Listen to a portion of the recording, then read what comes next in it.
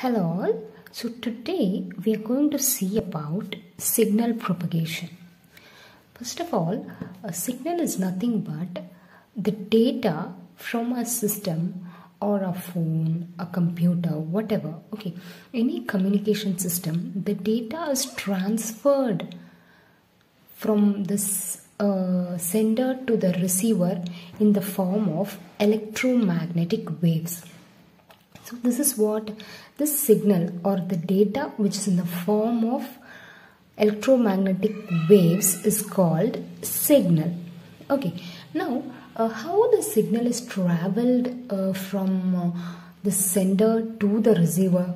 What are the behavioral changes that happens to the signal while traveling or while going from the sender to the receiver? So this is what we are going to see in this topic, which is called signal propagation.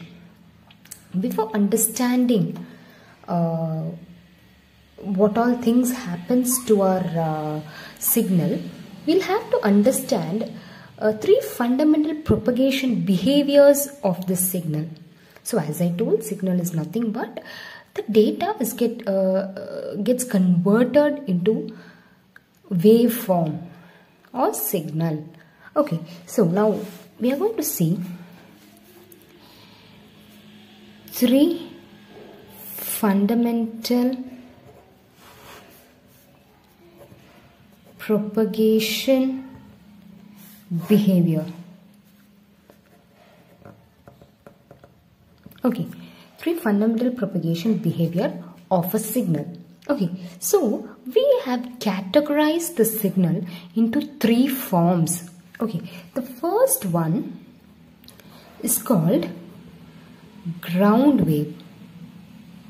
Okay, so why the name ground wave? In the sense, usually waves or the signal have some frequencies. Okay, so it ranges from, if it is a radio signal, it starts from like 3 kilohertz. Okay, so if my signal is less than 2 megahertz, okay, in between 3 kilohertz and 2 megahertz, then I can say that type of wave is ground wave. So why is it called ground wave in the sense? So imagine this is the Earth's surface.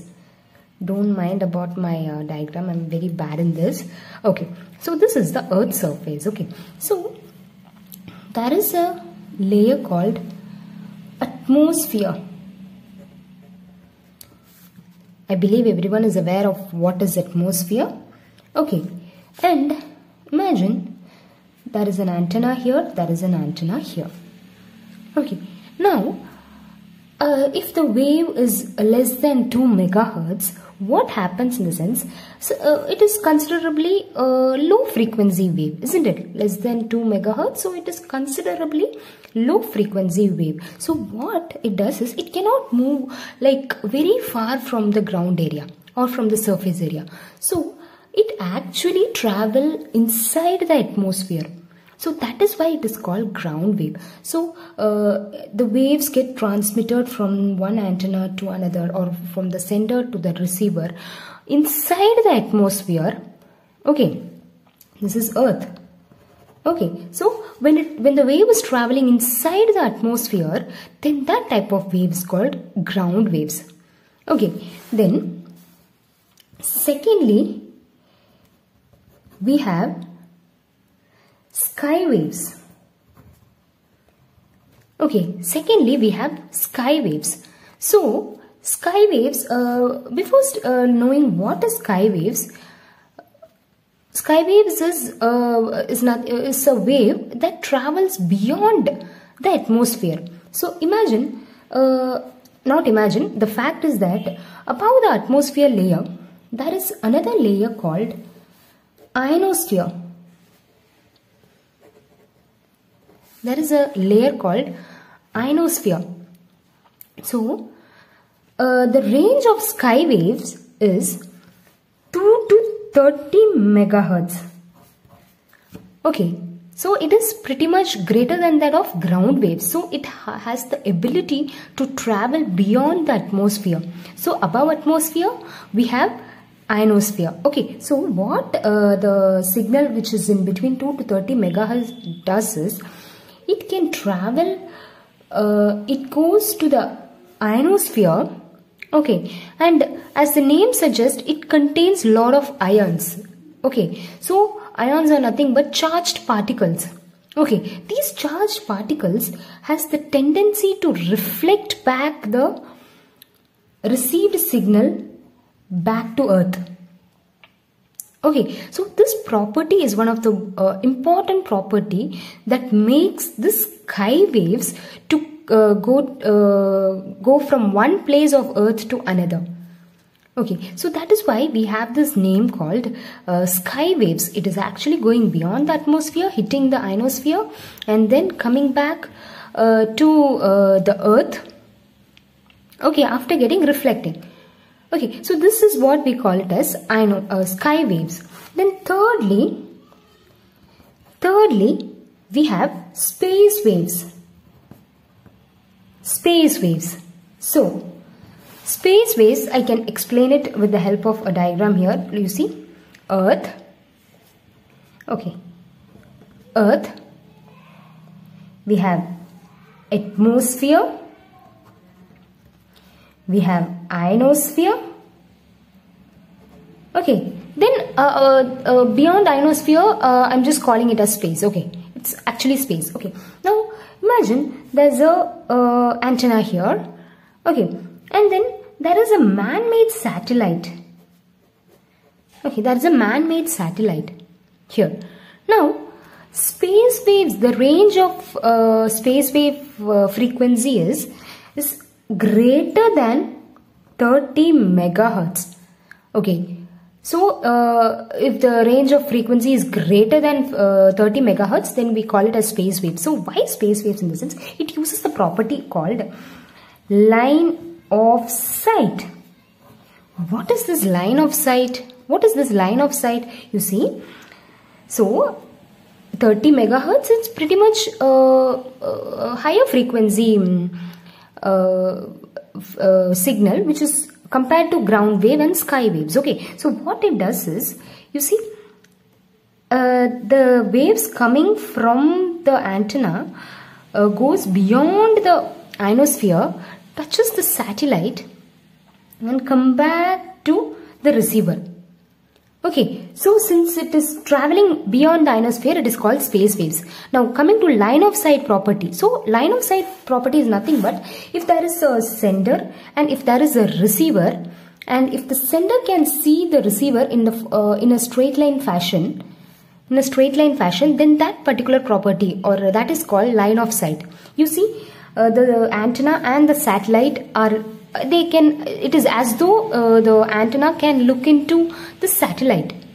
It is in the form, it is a straight line fashion, isn't it? So so that is why it is called line of sight waves also. Space waves is otherwise known as line of sight waves. So it gets reflected and come back to the Earth, and it reaches the receiver. So these are the three fundamental propagation behavior of a signal.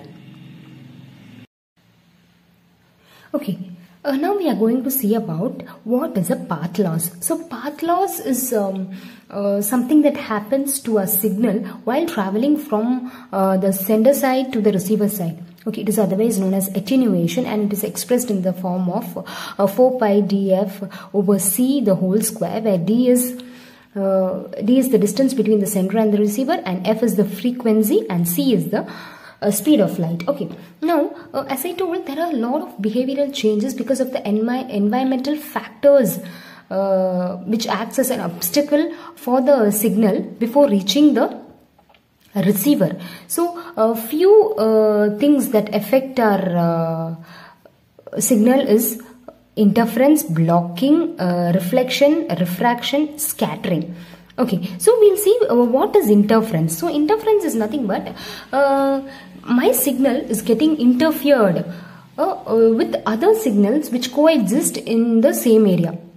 Okay, so this is my area, you think, and this is where my device is, or this is where my signal is, and it has a lot more devices near it, and all these communication devices emit signals or emit electromagnetic waves. So I cannot say that all these signals will not interfere. It might, or sometimes it will for sure interfere with it. Okay, so in that way path loss might be experienced by the signal. So this is what the process of, like when too many devices are there or coexist near my device, then that is called the signal. Both the signals get interfere, and there are chance of path loss. So that is one thing which is called interference. Now coming to blocking. So blocking is nothing but you see, imagine there is a mountain here. Okay, there is a mountain here, and here is where this is my device, and I need to reach this antenna. Okay, now, or I need to reach my destination devices here. Now my signal which is emitted by my device, when it comes in this way, it is totally blocked by this mountain. So this property of the signal totally getting lost is known as blocking. Now who is blocking my signal? The mountain or hill is entirely blocking my signal. So this property of entirely blocking is known as blocking, which leads to path loss. Now coming to reflection. Okay, now coming to reflection. Now reflection could be like, now again there is a building here. Okay, there is a building here. So what happens here is where my device is there, and here is where I need to reach. Okay, now what happens in the sense, the signal coming from my device hits the building, and it is getting reflected back to the receiver. So it exhibits reflective property. Okay, so if this thing happens, so there is again, okay, this is another one of the property. Okay, for the path loss, this is another one of the property where my signal is getting reflected from the sender to the receiver. Okay, so this is what we call it as reflection and diffraction. So diffraction is yet another thing that happens here. So usually diffraction in the sense, listen here. So there is a mountain here. Okay, there is a mountain here, and here is here is the antenna, and here is where my system is. So imagine one signal is coming from here, it is getting hit by the mountain, and my data is getting lost. Another signal, it is going straight up, it is hitting the sharp edge of the mountain, and it actually the signal gets bent down to reach the receiver. Okay, you understand? So the signal is going to the sharp edge of a mountain and then getting bent down and then reach the receiver. This property is called diffraction. This property is called diffraction. So diffraction is nothing but when the waves bend down around the sharp edges. Okay, bend down around the sharp edges, then that property is called diffraction. Okay, now finally coming to scattering. So scattering is also like very interesting. You see, this is, imagine, okay, there's an antenna here. Okay, so it is emitting some signal. Okay, and imagine there is a tree here. There is a tree here. So what happens in the sense, after hitting the tree, it gets scattered. It gets scattered into different forms, smaller forms. Okay, scattering. So scattering is nothing but it is the diffusion of wireless signal when it encounters an object's uneven surface. Okay, tree is an uneven surface, isn't it? So in this case, when it hits an uneven surface of like a tree, it gets scattered. Okay, so this is what these are the different things, okay, that a signal can encounter. Okay, thank you.